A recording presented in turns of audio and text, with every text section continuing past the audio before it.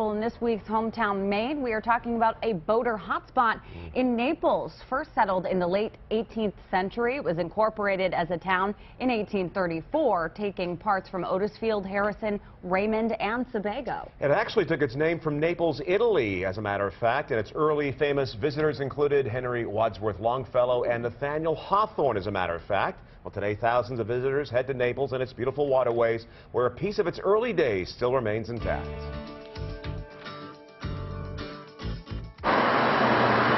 There is no mistaking Naples from any other town along Route 302. Its bustling yet picturesque causeway is truly the heart of the lakes region, attracting thousands of people to this area on any given summer day. Naples is also the home to the Songo Lock. This has been up and running since 1830, transporting these vessels from the Sebago Lakeside to Brandy Pond. Construction began in 1825 and was completed in 1830, and the intent of the Cumberland and Oxford Canal system involved 28 locks that basically brought boats up from Portland Harbor up into Harrison. The 28 locks were used to compensate a 270-foot difference in elevation between Sebago Lake and sea level in order for the 65-foot-long canal boats to make deliveries. So lumber and farm goods were being brought down from Harrison to Portland, and in exchange things like bricks and furniture were being moved upstream to the more rural communities. At its height, about 150 boats were moved through the canal, but by 1850, the railway system was moving into the area, resulting in a severe decline in the number of canal boats, with the last one passing through in 1872. Songo Lock was rebuilt in 1911 and would eventually be given a new purpose of allowing pleasure boats to get between Sebago Lake and Long Lake. Morning! Long Lake sits about 4.5, 5 feet higher than Sebago Lake. So there was a natural progression through the rapids. But when boats needed to move through this area, the lock was installed and basically works like an elevator to take people from upstream side of Long Lake and drop them down to the Sebago level. It's just done through simple gates and these lock doors, one of which is behind me here. So by closing one and opening the other, we can effectively raise or lower the water level in the lock channel itself here, and then move the boats up or down.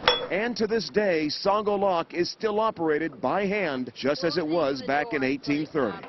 You're one of two rangers that are Two here? rangers that operate the lock. 12-hour shifts. 12-hour shifts. Have a good day. On a busy day, 120 boats will pass through the Songo Lock. There are ropes and pillars that you can hold on to once you're inside the lock. So tell us what happens. So if we had boats that were coming from downstream, we would go and crack the valve over here to make some current so it's easier to shut the door. You guys can come on in and stay along this wall. If they're coming to Sebago Lake, the water would be filled up, so we have the water high, and then that door would be open. This bridge would swing open, and then boats would be able to come through, and we'd tell them to go to a wall to hold on to. We shut the doors and drain the water, and out they can go. Have a good day. 16 boats can fit in this canal at any given time. Success. It takes about 4 or 5 minutes to drain the water, but it takes longer to pack the boats in. Aside from the 3,800 boats and some 24,000 passengers who travel through the lock each year, thousands more come here just to visit the site. Oh, it's super fun, and you know, just the waterfall and everything, the bridge, you know, the drawbridge, it's fantastic. It's singular, yeah, it is a lock, and you will see it referred to as locks from time to time, but it is just a lock, the Songo Lock. That's right, take note, it's Songo Lock, singular. And if there's something about your hometown that makes it unique, a person, place, or thing, we of course want to hear from you. Email us at hometownme@wmtw.com, and maybe we'll feature your hometown in a future Hometown Maine.